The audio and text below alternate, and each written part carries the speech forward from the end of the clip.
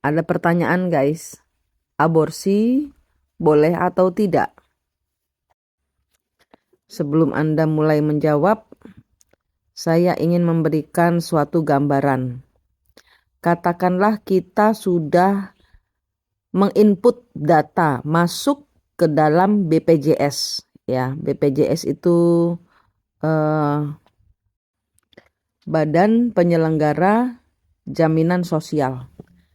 Itu sebenarnya nanti ke depannya oleh Indonesia akan dibuat seperti Social Security Number. Pengalaman saya dan pengalaman teman-teman saya, kalau sudah mendaftar BPJS, maka rutinitas bulanan untuk membayar itu akan ditagihkan dan tidak bisa dibatalkan. Kalau mau pembatalan bisa cuman ribet. Nah, intinya tidak bisa dibatalkan. Data sudah masuk dan kalian akan selalu tercatat. Kalau kalian menghindar setelah mendaftar BPJS, kemudian tidak membayar, catatannya tetap ada. Kalian membayar atau tidak, catatannya tetap ada. Mungkin ada pemutihan, mungkin ada pengurangan, tapi catatannya tetap ada. Itu yang bisa saya gambarkan aborsi dan BPJS. Sekarang saya cerita pengalaman saya pribadi. Di usia saya sekitar 22 tahun, saya pernah melakukan aborsi. Dan ya, karena tidak ada pengalaman soal spiritual, tidak ada yang ngajari, dan saya waktu itu takut untuk bicara kemana-mana soal apa yang saya lakukan, maka saya selama itu juga saya diam. Kemudian saya menikah, kemudian di tahun kedua saya punya anak. Anak saya umur sekitar 4 tahun atau 5 tahun, saya ajak ke kuburannya nenek saya. Di kuburan nenek saya itu siang-siang di Jombang, di Mojoarno. Saya dari Surabaya, saya melakukan perjalanan jauh kembali ke desa di mana saya dilahirkan, Jombang, Mojoarno.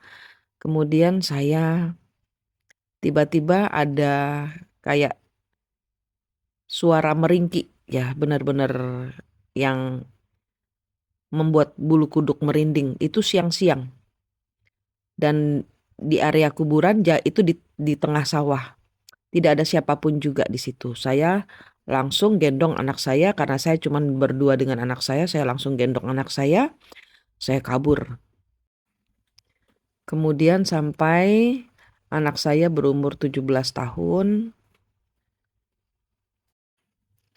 dan melalui banyak sekali pencobaan hidup di dalam kehidupan saya. Waktu itu saya sudah berumur 48. Saya hari ini berumur 52.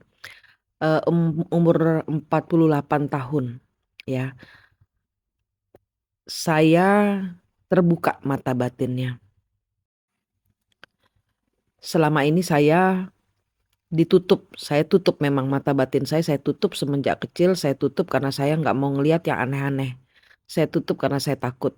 Kemudian tiba-tiba dari melalui banyak sekali percobaan hidup, saya mengenolkan diri saya mengisi dengan cahaya Tuhan, saya memulihkan ya semua energi-energi negatif saya positifkan. Kemudian ada satu yang ngikutin saya.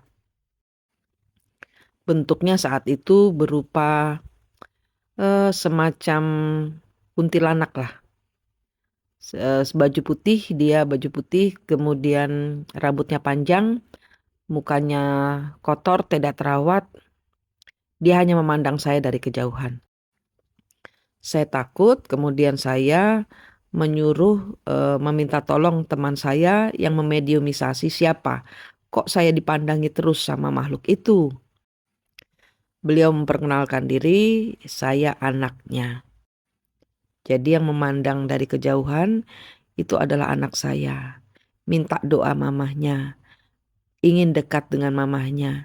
Jadi anak itu sudah berumur 25 tahunan, 26 tahunan, 20 tahunan lebih lah.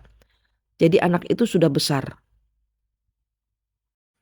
Dari pengalaman saya sendiri, saya mengetahui bahwa ini bayi yang saya aborsi, umur saya waktu itu 22 tahun, dan anak saya sudah di dalam dimensi kehidupannya, dia berkembang sesuai umurnya. Dan dia tidak bisa kemana-mana karena tidak mempunyai, tidak ada yang ngirim doa kepada dia, tidak dinamai dan dia dibuang. Jadi tidak bisa berinkarnasi juga. Kemudian anaknya saya namai, saya minta maaf, saya kuburkan namanya, saya kasih doa, saya kirim doa terus sampai dengan sekarang. Sebagai bagian dari kesalahan terbesar dalam hidup saya, sudah mengaborsi dan saya karena ketidaktahuan bahwa makhluk-makhluk seperti ini adalah yang ditangkap oleh dukun-dukun. Jadi saya beruntung anak saya tidak diambil oleh anak untuk tuyul atau apapun juga, tidak dipekerjakan oleh dukun. Banyak cerita yang saya dapat dari dunia-dunia gaib yang kita manusia tidak tahu. Itulah kenapa banyak sekali kesialan di dalam hidup saya. Saya tahu sekarang dan saya meminta maaf dan saya membayar karma kehidupan apa yang telah saya perbuat kepada hidup ini dengan berderma hati, sering-sering membantu anak-anak. Nah, dari pengalaman saya ini, saya kembalikan kepada Anda, apakah aborsi boleh atau tidak? Apakah Anda sekuat saya menghadapi segala macam kesialan dan akhirnya meminta maaf atas masa lalu yang pernah saya lakukan? Tugas kita kalau sudah aborsi adalah menamai, menguburkannya, mengirimkan doa dan cahaya agar apa yang sudah kita lakukan kepada makhluk hidup yang lain, makhluk hidup ini bisa berproses melanjutkan hidupnya.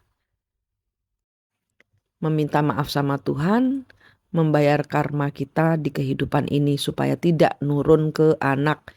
Karma itu bisa menurun, ya, supaya anak kita aman dari dosa orang tua. Jangan mewariskan karma. Anak ini kalau tidak disempurnakan nanti akan menjadi anak-anak yang sakit hati kepada orang tuanya. Saya tidak ngajarin Anda, saya hanya bercerita dari pengalaman pribadi saya. Jadi aborsi boleh atau tidak? Ingat, BPJS selama Anda sudah mendaftar sekali saja akan tercatat seumur hidup. Karena ini adalah jaminan Social Security Number Anda yang tercatat di pemerintah, di dunia. Terima kasih, semoga penjelasan saya bermanfaat. Saya kembalikan jawabannya kepada kalian.